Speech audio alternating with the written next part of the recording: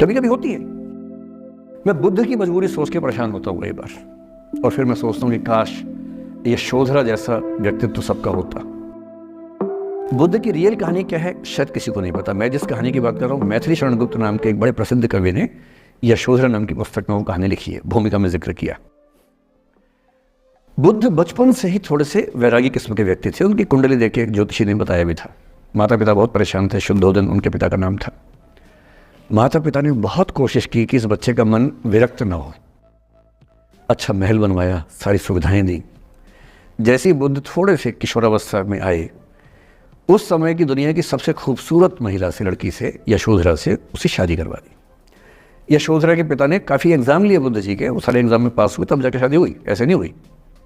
शादी हुई तो बुद्ध भी ठीक था, रमे रहे उस जीवन में। बेटा हुआ उनका राहुल। अब बुद्ध की विरक्ति का भाव बढ़ता जा रहा था। 29 साल की उम्र के आसपास ऐसा हुआ कि उन्होंने एक मृत व्यक्ति को देख लिया, एक बूढ़े को देखा, एक भिखारी को देखा, एक बीमार को देखा। विरक्त हो गए और उनका मन हुआ घर छोड़ दूं, ज्ञान की खोज में चला जाऊं। अब ज्ञान की खोज में जाएं, उनको पता है कि भाई मेरी पत्नी भी है, मेरा बेटा भी है, राज्य भी है, कैसे छोड़ दूं? छोड़ना जरूरी है। अंदर की आवाज है कि छोड़ो, तुम इस चीज के नहीं बने हो, तुम्हारा स्वधर्म कुछ और है। बाहर की जिम्मेदारी है कि छोड़ नहीं सकते। मैं अनुमान करता हूं कि बुद्ध ने शायद अपने पिताजी से कहा हो कभी कि पिताजी मैं बहुत परेशान हूं, छोड़ना चाहता हूं। तो पिता ने समझा बुझा के मना किया होगा कि बेटा शोभा नहीं देता, ऐसा मत करो। हो सकता है पत्नी से भी बात की हो, पत्नी ने भी कहा हो कि ये क्या बात हुई, हम सबका जीवन तुम पे टिका है, बच्चा अभी बिस्तर से भी नहीं उतरा है, अभी तो चलना भी नहीं शुरू किया है, तुम ऐसी बात कर रहे हो। इसका जिक्र नहीं मिलता इतिहास में कि ये बात हुई कि नहीं हुई। और एक दिन बुद्ध ने तय किया और वो आधी रात को पत्नी और बेटे को सोता हुआ छोड़ के चले गए। इसको बौद्ध परंपरा में महाभिनिष्क्रमण कहते हैं, बुद्ध का अपने घर से निकल जाना। अब बुद्ध चले गए, लेकिन मैथिली शरण गुप्त यशोधरा के पर्सपेक्टिव से बुद्ध को देख रहे हैं। यशोधरा बहुत परेशान है, भाई पति चला गया है, बच्चे का पिता चला गया, मजाक थोड़ा है। राजा परेशान है कि उनका उत्तराधिकारी चला गया है।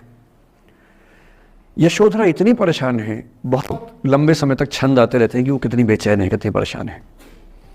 लेकिन यशोधरा की सबसे बड़ी परेशानी इस बात से नहीं कि बुद्ध चले गए, इस बात से है कि बिना बताए चले गए, भरोसा नहीं किया।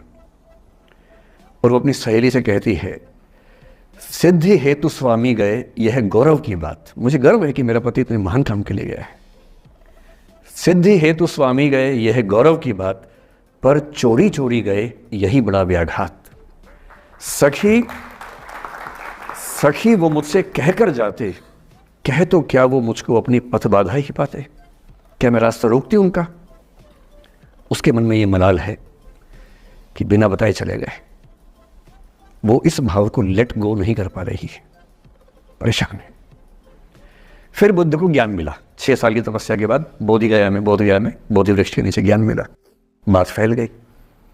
जो 5 शिष्य बुद्ध को छोड़ के भाग गए थे उनके बुरे वक्त में, उन्हीं 5 को बुद्ध ने सबसे पहले ज्ञान दिया सारनाथ में, जिसको धर्म चक्रावर्तन कहते हैं। बुद्ध की ख्याति बढ़ने लगी। शुद्धोदन ने बुद्ध के पास, अपने बेटे के पास कई लोगों को भेजा ये कहने के लिए कि भाई यहां भी तो आओ, हमसे भी तो मिलो। बुद्ध का ऐसा प्रताप था कि जो उनके पास जाता वो बुद्धम शरणम गच्छामि हो जाता, वापस ही नहीं आता।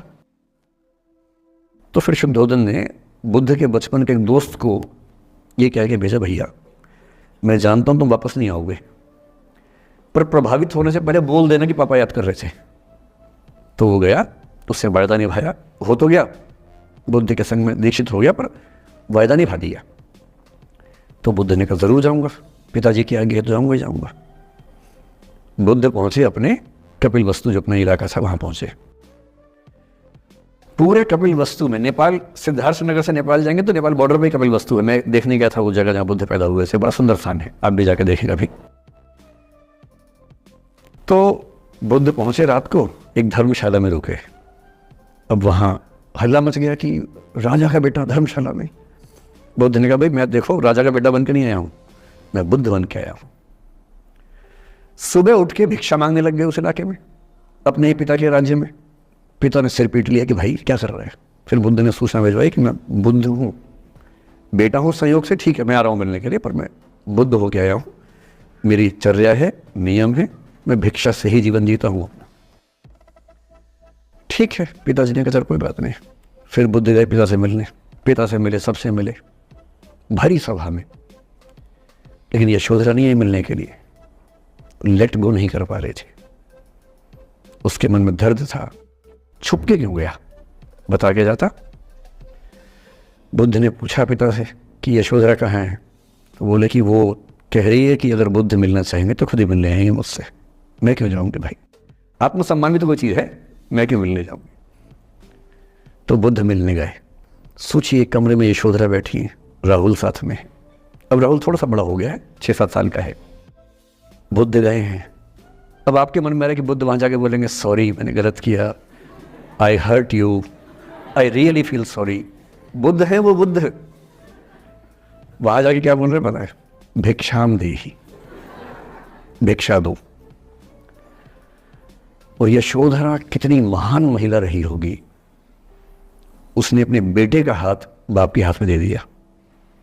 लेट गो का इससे महान उदाहरण दुनिया के इतिहास में नहीं है कि चलो आखिर तुमने आके झुक के कुछ मांगा तो सही। उसकी जितनी ईगो थी, अहंकार था, सब विगलित हो गया। और जो औरत परेशान थी कि मुझसे बिना बताया गया, उसने अपने बेटे को दे दिया कि इसको लेके जाओ, क्योंकि मैं जानती हूं कि तुम महान काम कर रहे हो, और तुम महान काम कर रहे हो तो मैं क्यों बीच में आऊंगी भाई। मेरा पति महान काम कर रहा है तो मुझे खुशी होनी चाहिए, और तुम्हारी उस खुशी में मैं क्यों पीछे हटूं। बस मुझे भरोसे में लेके जाते तो और खुश होती।